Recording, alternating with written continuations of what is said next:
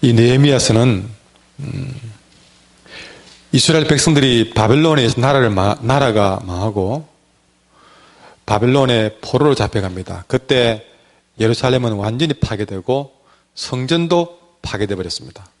그렇게 포로로 잡혀가고 70년 동안 바벨론의 포로로 살다가 기적같이 다시 예루살렘으로 돌아왔습니다.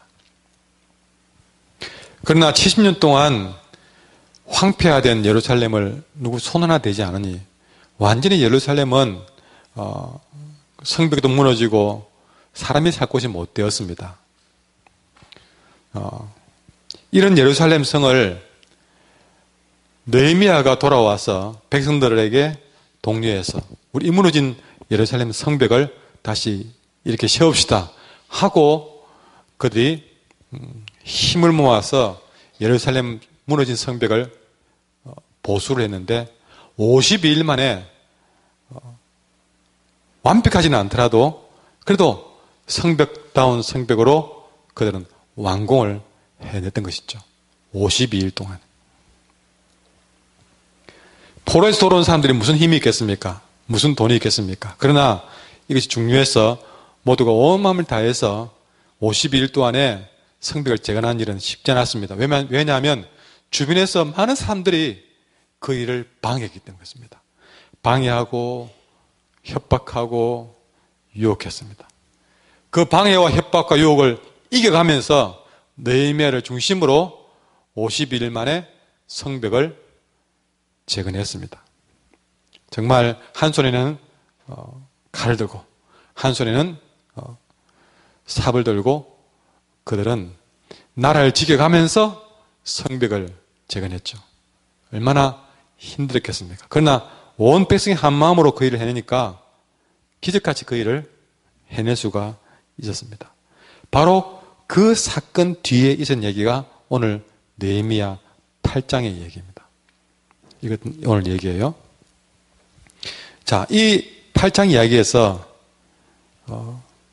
우리는 하나님이 우리에게 무엇을 깨닫게 하시고 우리는 어떻게 살아야 될지를 한번 답을 얻을 수 있기를 바랍니다. 먼저 오늘 보시면 2절에 이 날이 언젠지를 말하고 있습니다. 2절에 보시면 일곱째 달 초하루 7월 1일이에요. 이거는 유대인의 달력인데 우리의 7월 1일이 아니라 유대인의 일곱째 달 초하루. 이 날은 실상 이스라엘 백성들에게는 새해와 같은 날입니다. 우리도 음력이 있잖아요. 그것처럼 이들의 달력이 있는데 이 7월 1일은 새해 첫날로 보시면 됩니다. 참 50일 만에 다 끝맞게 성벽을 재건하고 이제 새해 첫날을 맞이한 것이죠. 자, 그때에 보시면 다시 1절로 돌아가시면 일곱째 달, 이 날이 이르러서 일제히 수문 앞 광장에 모였다. 여러분, 이 예루살렘 성벽에 문이 여러 개 있는데 그 중에 하나의 문이 수문이에요. 그 수문 앞 광장, 우리같이 소공원 같은 그런 곳에 약속이나 한 듯이 사람들이 수문 앞 광장으로 모여들었던 것입니다. 자, 여기서부터 일어나는 얘기인데 이 사건에서 제일 먼저 발견하는 것은 따라합시다. 이들은 스스로 말씀 듣기를 원했다. 예. 여기서 제일 먼저 발견한 것은 이들은 스스로 말씀 듣기를 원했다는 것입니다. 우리 한길교 교인들이 이 말씀을 이만큼 좋아했으면 좋겠습니다. 앉으라고 하고 들려주겠다고 하고 읽으라 그러고 그래야 말씀을 읽어내는 사람들이 아니라 스스로 말씀을 찾고 읽어내는 사람이 되면 좋겠습니다. 지난번에도 말씀이 꿀송이 같다는 말씀으로 설교를 했는데 오늘도 마찬가지예요. 정말 이 말씀의 성경에 대한 우리의 반응이 내 신앙의 척도예요. 근데 이들은 스스로 말씀 듣기를 원했던 것입니다. 목사님, 말씀 들려주세요. 찾아오면 당황은 되겠죠. 목사가 갑자기 왔는데 말씀 들려보니까 당황되죠. 그러나 어찌 보면 좀 그런 당황되는 일들이 많으면 굉장히 기분 좋을 것 같아요. 우리 교회들이 말씀을 그만큼 사랑하면 너무너무 기분 좋을 것 같아요. 권사님 기도하실 때 행복한 목회자가 되기 위해서 기도하신다. 너무 감사합니다. 제가 제일 행복할 때는 여러분이 말씀을 사모하는 모습으로, 말씀을 좋아하는 만큼 여러분 제가 행복할 때가 없습니다. 제가 전에 그랬죠.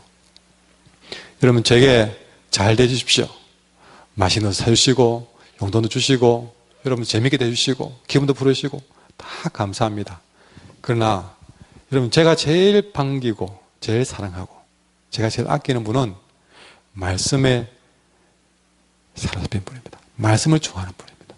그분이 제가 제일 아끼는 분이고 제 마음속에 제일 기억되는 사람입니다.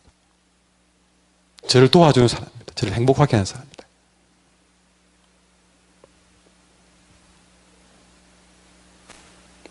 오늘 이들은 수문학 광장으로 말씀을 듣고 싶어서 모였습니다. 그것을 어디서 볼 수 있냐? 1절에 보시면요. 보십시오. 그들이 모여서 학사 에스라에게, 그 말씀 전문가입니다. 에스라에게 자 이렇게 한 것이죠. 에스라님, 여호와께서 이스라엘에게 명령하신 모세의 율법책을 가져오십시오. 광장에 모여서 말씀 좀 들려주세요 하고 에스라를 청한 겁니다.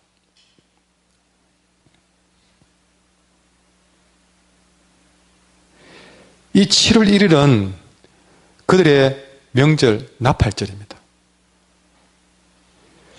그날은 명절이니까 빨간 날이니까 아무 일 안 해도 되는 날입니다. 그날은 좀 쉬고 싶었을 거예요. 무엇보다 52일 동안이나 무너진 성벽을 재건한다고 온 힘을 다 쏟았기 때문에 이 명절날 여러분 한번 팍 쉬고 싶지 않겠습니까? 성벽도 완공하겠다, 명절이겠다. 정말 한번 제대로 쉬고 싶지 않겠습니까? 일주일로 고생하시고 주일 되면 정말 쉬고 싶겠죠. 그런데 이들은 그보다 더 피곤하고 힘들기 때문에 정말 쉬고 싶었겠습니다. 그런데 정말 쉬고 싶은 그 순간 그들은 집에 누워서 복면가왕 보지 않고 그들은 수문학 광장으로 모여들어서 에스라를 청해가지고 우리에게 말씀 들려주십시오. 오늘 저녁 예배에 나오신 여러분처럼.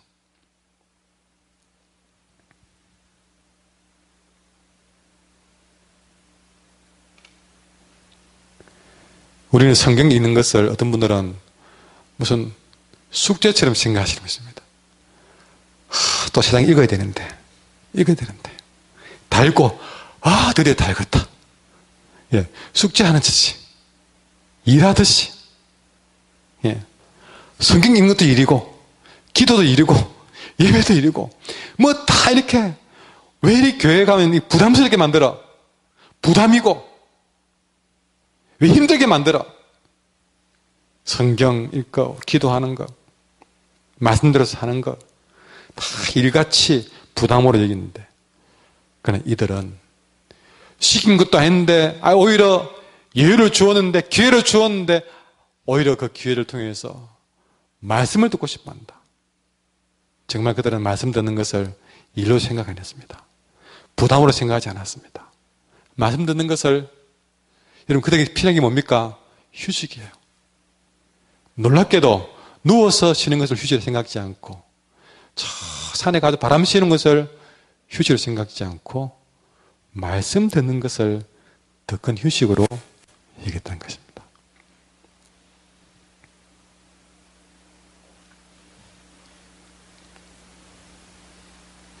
한번 집에서 곰곰이 생각해 보십시오. 그 영혼이 어땠을까 생각해 보십시오. 말씀 듣는 것을 더 큰 휴식으로 생각했다. 더 큰 기쁨으로 얘기했다. 편안한 휴식을 얻을 수 있는 기쁨보다 말씀을 읽고 듣는 것이 더 큰 위로와 휴식과 기쁨이 되는 이런 사람. 우리 한길교 교인들이 이렇게 됐으면 좋겠습니다. 더 나아가서 3절에 보면 새벽부터 정오까지. 그래서 학자들은 최소한 6시간 정도는 될 것이다. 이 6시간 되는 긴 시간을 하나님의 말씀을 듣는데 투자했던 것이죠. 여러분, 이 당시는 에스라가 설교한 게 아닙니다. 그냥 성경을 읽어갔습니다. 창세기부터 성경을 그냥 쭉 읽었습니다.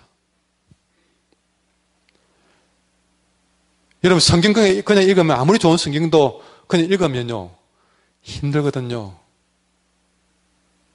아마 방금 제가 1절부터 12절까지 읽을 때에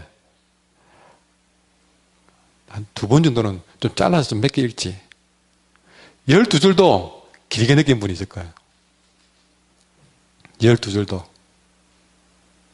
설명을 해주고 하니까 막 은혜가 되어서 듣고 막 있지. 설명도 없이 성경만 쫙 읽어가는데 6시간요. 하루 3장씩 읽은 것도 읽어봐야 한 15분 정도, 길게 잡으면 20분 정도 읽는데 그것도 잘 안 읽어지는데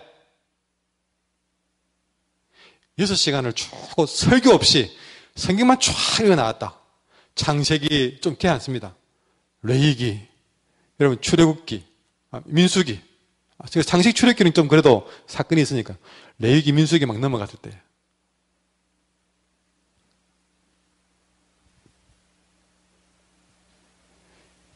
여러분, 그것이 무슨 재미가 있다든지, 뭐 유익이 된다든지, 삶의 보탬이 된다면 6시간도 참아내죠. 6시간도요. 여러분, 한 번씩 보면,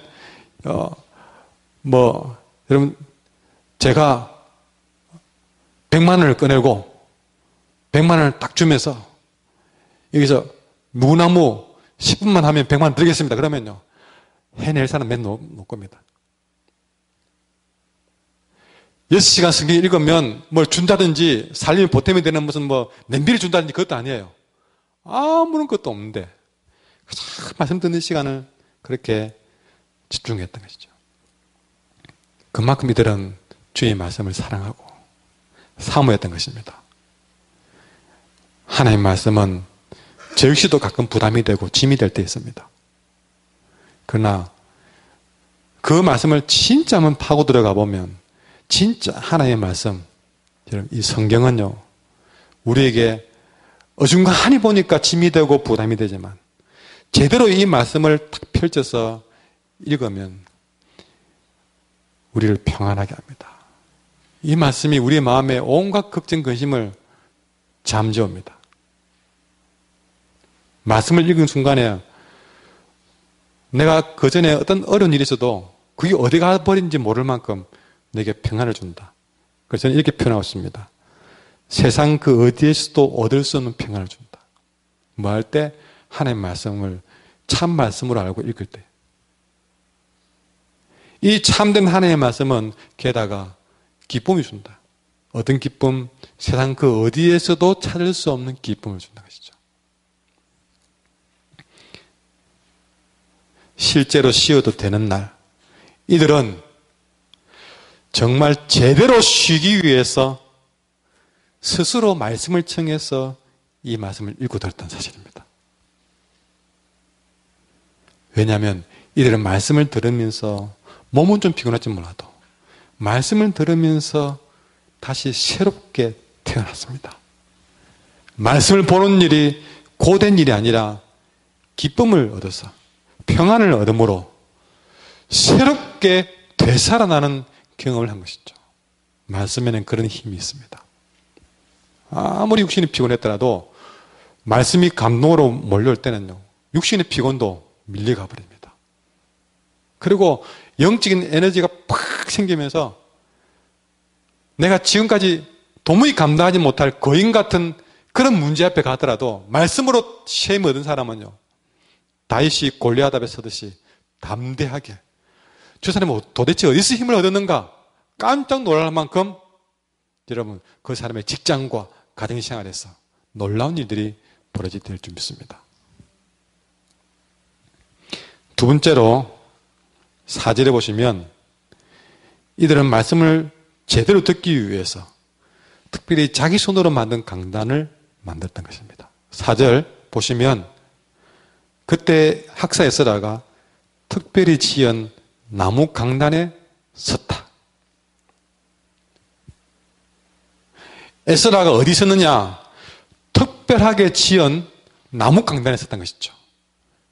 그럼 우리가 여기서 강단이라 하니까 지금 이걸 우리가 강단이라고 합니다. 여기서 느헤미야에서 말하는 강단은 우리가 보는 이런 강대상을 두고 한 얘기가 아니었습니다. 좀 더 정확히 말하면 여기서 말하는 나무 강단은 망대입니다. 망대. 여러분 저 양들을 보호하기 위해서 높이 저 멀리 있는 양들까지 보기 위해서 높이 세운 보초가 서듯이 했습니까? 보초가 모든 공간을 좀 더 많이 보기 위해서 높이 세운 그런 오두막 같은 곳, 그걸 망대라고 하는 것입니다. 나무로 돼서 높은 망대를 지었다. 거기 서서 그 위에 서서 에스라가 말씀을 전한 것이죠.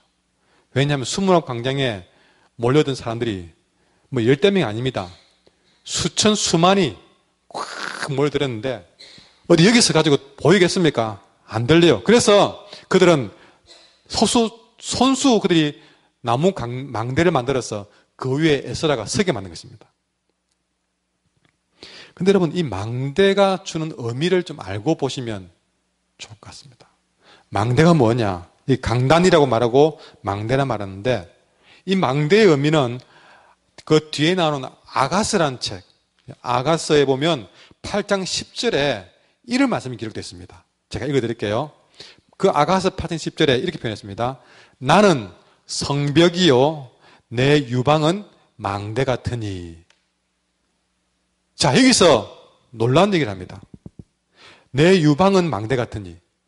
여러분 여기서 아가서에서 나오는 망대는 어린 아이를 먹이는 엄마의 가슴과 같다는 것입니다.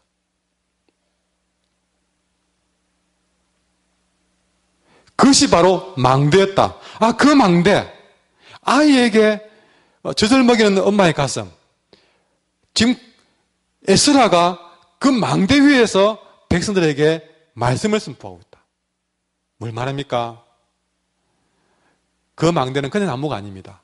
온 백성에게 말씀을 젖을 먹이는 참으로 소중한 곳이라는 것이죠. 그래서 에스라는 특별히 풍수한 말씀의 젖을 공급할 영적인 강대상, 망대를 손수 만들어서 그 망대 위에서 말씀을 읽은 것입니다. 우리 한길 강단, 이것이 바로 영적인 망대이기를 원합니다.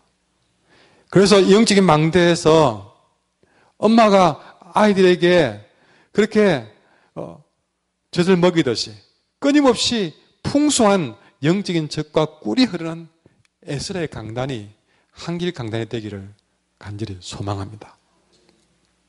에스라가 말씀을 더 잘 전하기 위해서 망대에 쓴 것입니다. 그랬다면 여러분 그들은 그렇게 하기 위해서 나무 강단을 만들었습니다. 말씀을 더 잘 듣기 위해서 강단을 만들었어요.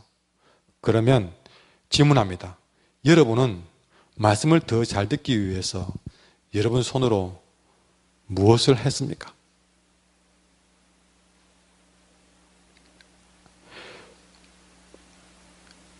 이들은 나무 강단을 만들었다면 여러분은 말씀을 좀 더 잘 듣기 위해서 뭘 하느냐 것이죠. 할 수 있는 게 많습니다. 좀 일찍 나와서 주 보고 오늘 본문 말씀을 몇 번에 읽어본다든지 손수. 아니면 좀 더 잘 듣기 위해서 앞자리에 온다든지.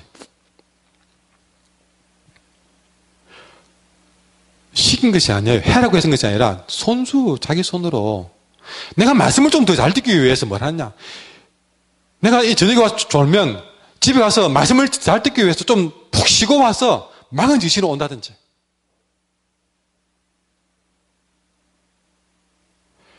여러분 그 외에도 할 수 있는 일들이 많을 것 같습니다. 그만큼 말씀을 듣기 위해서 뭔가를 내가 할 수 있는 일이 많았으면 좋겠습니다. 정말 용기를 내서 여러분 마르다와 마리아 중에서 마리아가 예수님 턱 밑에서 말씀을 들은 기억나십니까?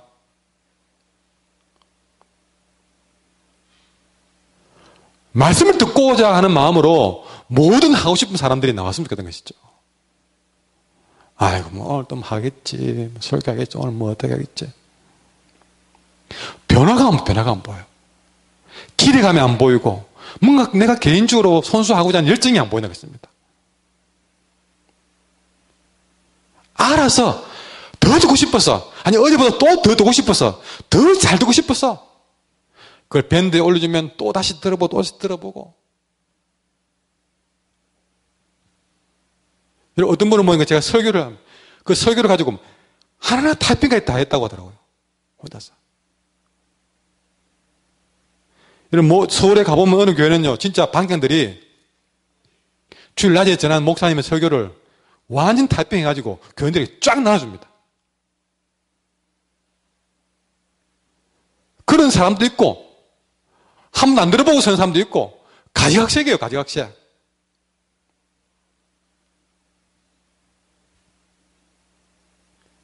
우리가 생각지 못한 기발한 방법도 있지 않겠습니까? 어쨌든 말씀을 더 잘 듣기 위해서 여러분은 무엇을 하느냐? 그 질문을 하는 것이죠.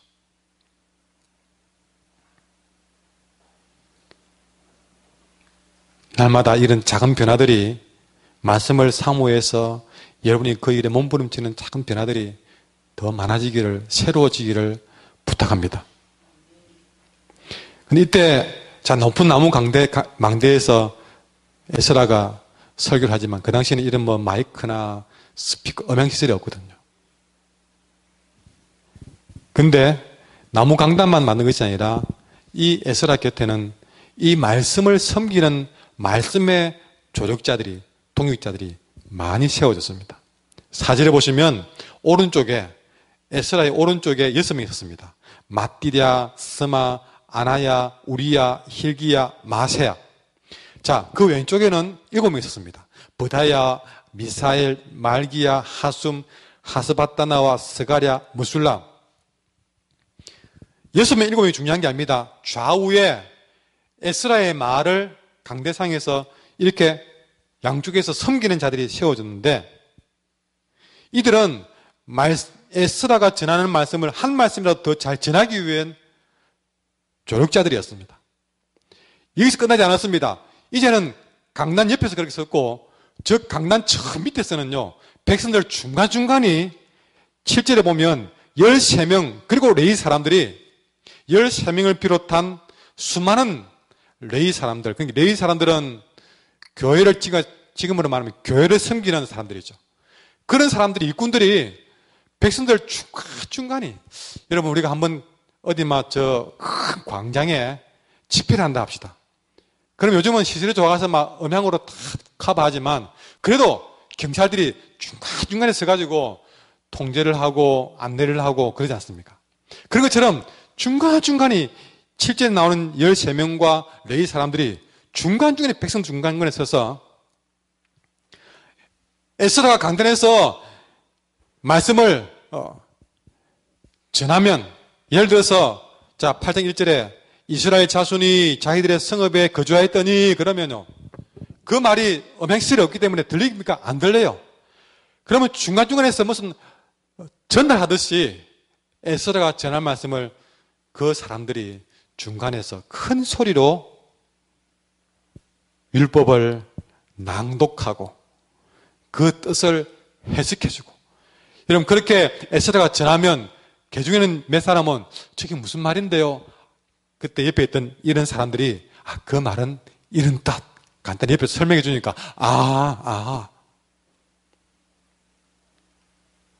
그러니까 에스라가 설교를 하기가 얼마나 수월했겠습니까? 딱 하면 중간중간에 선 사람들이 말씀을 잘 들려주고, 안 들린 사람한테는 다시 읽혀주고, 이해를 못한 사람한테는 설명해주고, 그래가지고 6시간 동안 말씀이 팍 진행이 된 거예요. 나중에 뒤에 보면요, 7일 동안 이 행사가 계속 진행되었습니다.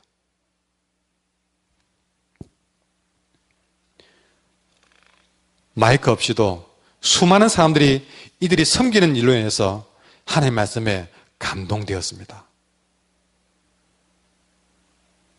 우리 한길교회도 세워준 일꾼들이 이렇게 말씀의 조력자들 되면 좋겠습니다. 어떤 경우는 강단에서 말씀을 전하면 중간에 선 사람들이 엉뚱하게 말씀을 꼬아버립니다.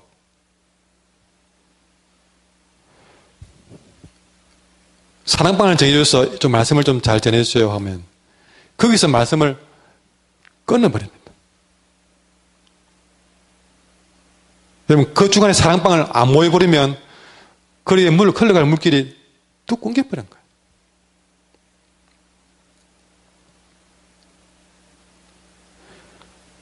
심지어는 지금은 그런 게 없지만 전에는 분명히 주일학교가 뭐고 교회에서 전하는 말씀이 있는데 사랑방이든 교사를 맡겨놓으니 자기가 어디서 가져온 성경책인지 모르고 교재는 모르는데 그거 가지고 자기의 교재를 가지고 가르치는 교사도 봤습니다. 있을 수 없는 일이죠.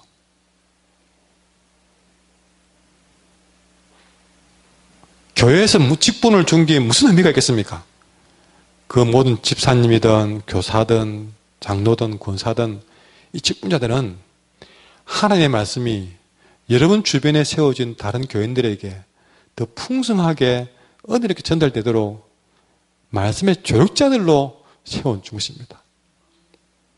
그 사람 주변에만 가면 그날 전할 말씀이 더 풍요로워지는 것, 그것이 여러분이 존재하는 이유라는 것입니다.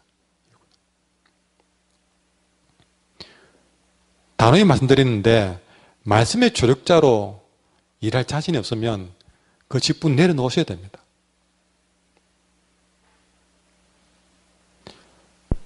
교사를 세우든 뭘 세우든 말씀이 여러분을 통해서 잘 흘러가도록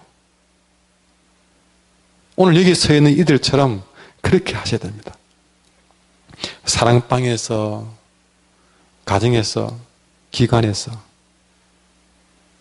잘 알아들을 수 있도록 낭독해주고 해석해주고 이것이 부흥의 지름길이고 우리 모두가 사는 길인 줄 믿습니다. 그렇게 하니까 이 말씀을 들은 백성들에게 놀라운 반응이 나타났습니다. 5절 말씀 가지겠습니다. 5절 가질까? 시작.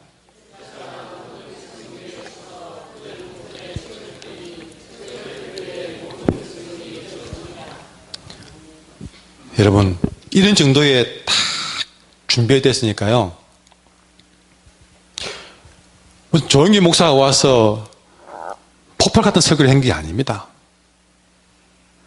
이런 마음가짐으로 말씀을 듣고 이런 마음가짐으로 말씀을 전달해주고 하니까 어찌 됩니까? 에스라가 백성들 앞에서 이 말씀에 그들 목전에서 성경책을 펴니까 성경책을 펼 때에 모든 백성이 일어서 버리더라는 것입니다.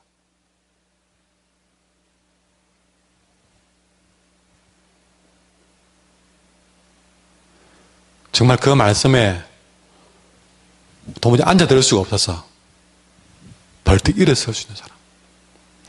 물어볼 필요가 없을 것 같아요. 이미 설교하기 전부터 말씀을 펴는 순간부터 그 말씀 앞에 여러분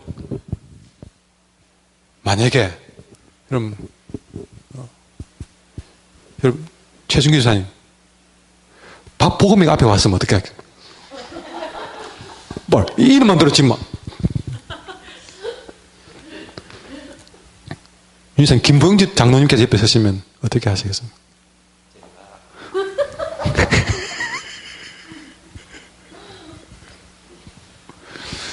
정말 내가 좋아하고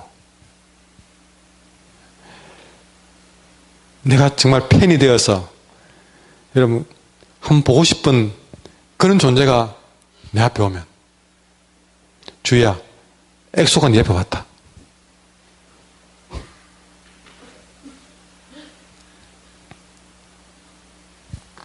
여러분 말씀이 펼쳐지는데 왔는가?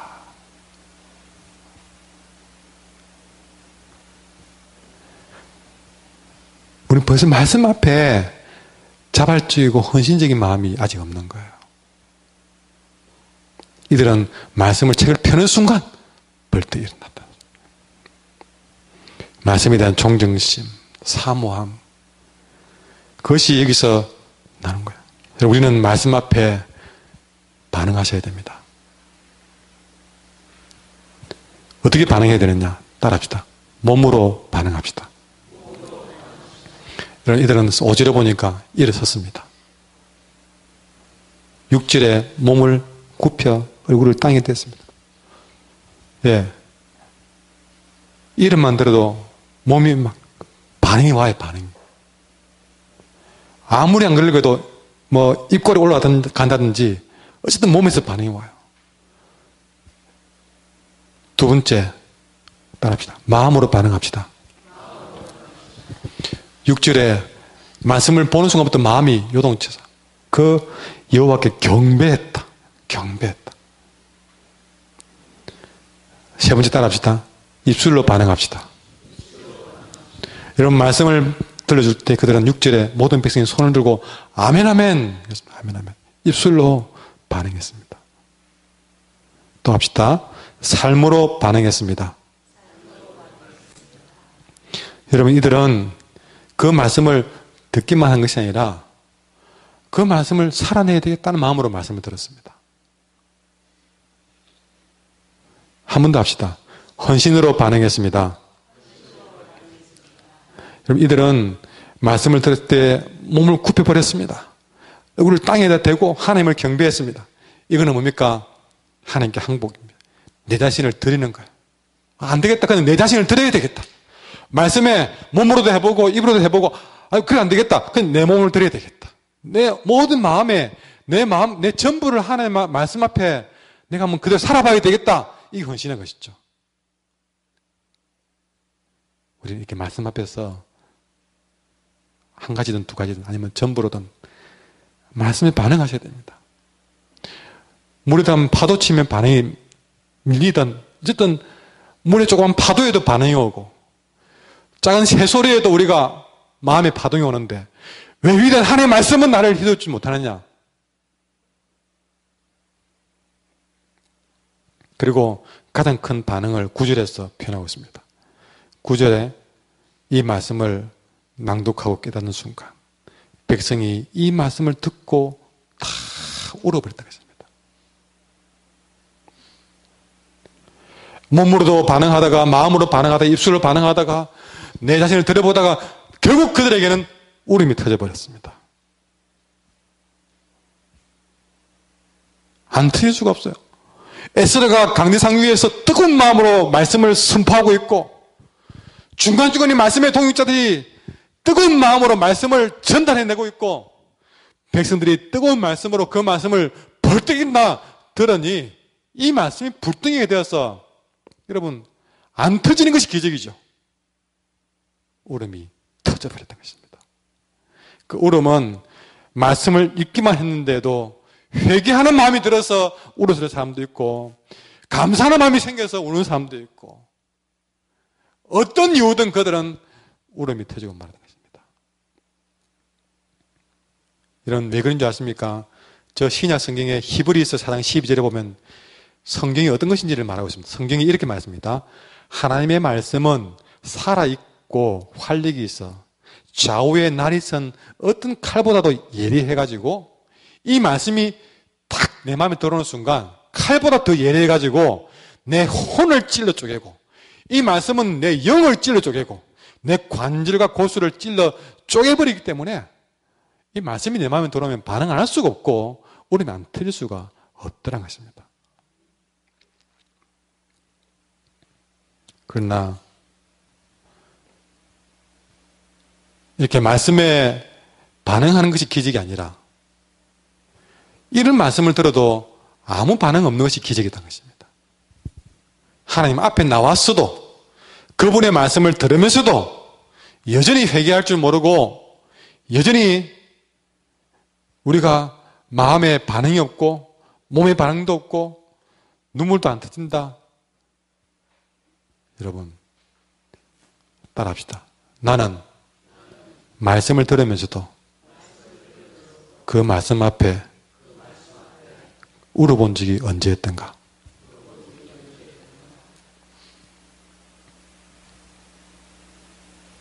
말씀 앞에서 흘린 눈물은 그냥 눈물이 아닙니다. 이 말씀을 들으면서 흘린 눈물은 내 죄악을 다 씻어내는 눈물입니다. 말씀을 들으면서 흘린 눈물은 내 영혼의 갈증을 해소하는 눈물입니다. 성령의 담비의 눈물입니다. 결단의 눈물입니다. 회복의 눈물입니다. 소망의 눈물입니다. 죽었던 생명이 다시 살아나는 눈물입니다. 이런 눈물이 없이 우리는 신앙생활을 해내고 있다. 그랬죠.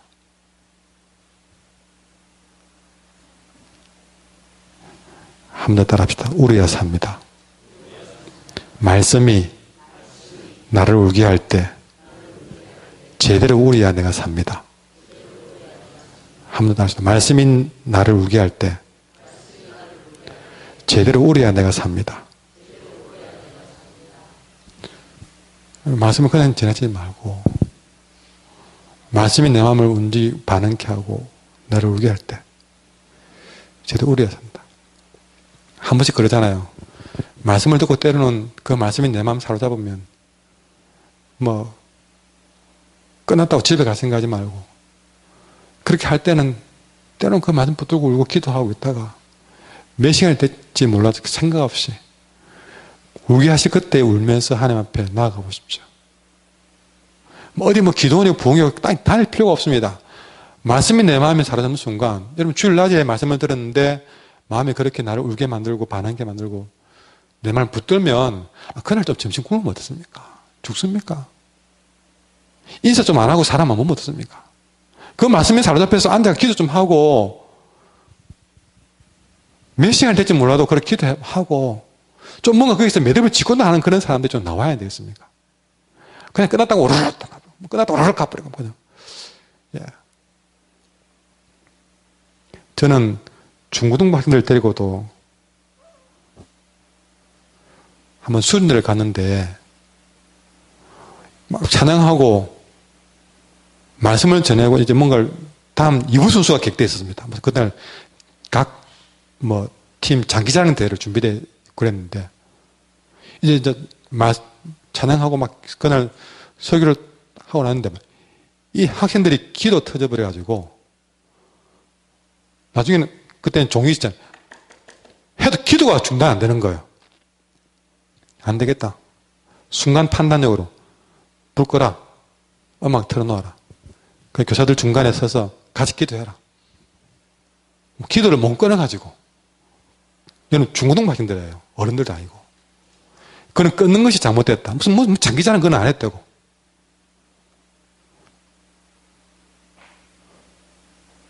여러분 정말로 새벽까지 그때가 지학 때가 9시쯤 넘었는데 새벽까지 그 아이들이요. 교사들을 붙들고 혼자 기도하고 때는 부둥 기도하고 새벽까지 아이들이 기도가 끊이지 않은 거죠. 저는 잊을 수가 없습니다. 밀양의 한 기도원에서 그런 일이 있었어요.